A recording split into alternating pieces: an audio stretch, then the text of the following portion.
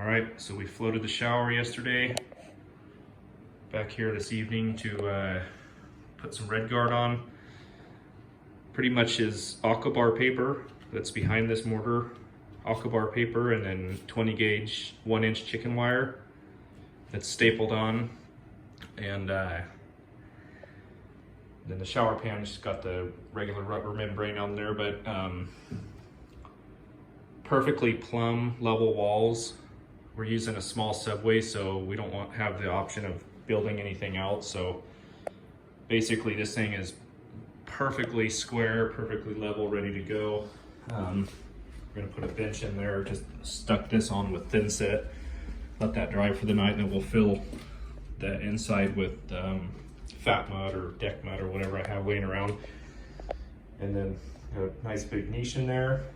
And you can apply this using a roller. I use a roller on the main areas, and then either a sponge or a paintbrush for the corners. You don't want to do the shower pan. You can get a little on the edges, but you don't want to get it on the shower pan. The shower pan's meant to breathe. It's designed to allow water, moisture, when it seeps down through the tile, to dissipate down at the bottom. So don't put redgaurd on your pan on this particular design, but you can redgaurd everything else. I like to do all the corners first.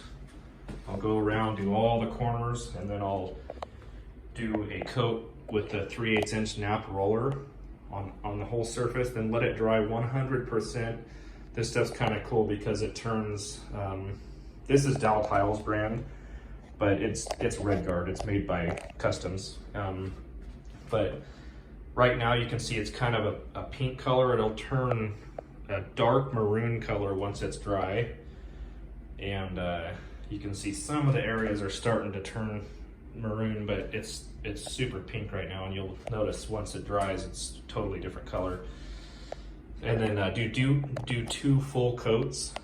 And another thing this helps eliminate is any, you got these subway tiles are real soft body. It's like a white ceramic, so they can crack really easily as far as if the house is settling or anything like that. And once a little crack forms in the tile, they tend to keep moving through because the tile is so soft.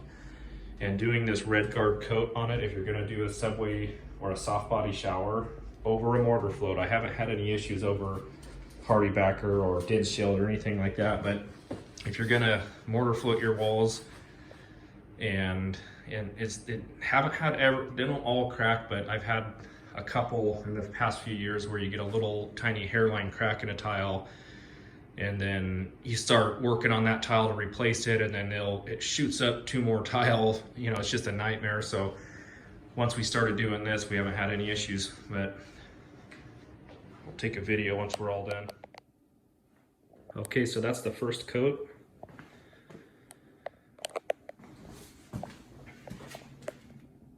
And then we'll do another coat on top of that. And just a reminder, you do not want to cake it on. It's a really light coat works.